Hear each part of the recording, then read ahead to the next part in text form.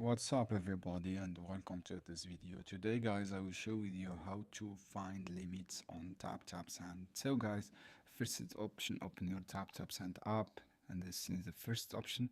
After that guys, all you have to do, open the tab and then go to your profile icon section and look for limit, the account limit or sending limit option, and then you will show your daily or monthly limit on and how much you used the app.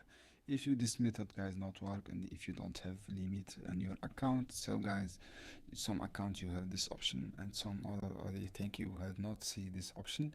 All you have to do, you should be contact the support team. For example, right here, support, and click on the support, click an icon, and then call this number to support, and all you can send message from here to see a limit or how much you can see send, for example, and just call this support team. For example, write support and write your names and your email address guys, and you how can I see my limit on my account guys, on tap send. And if you have attachment, write any attachment, upload your attachment and your document and click send.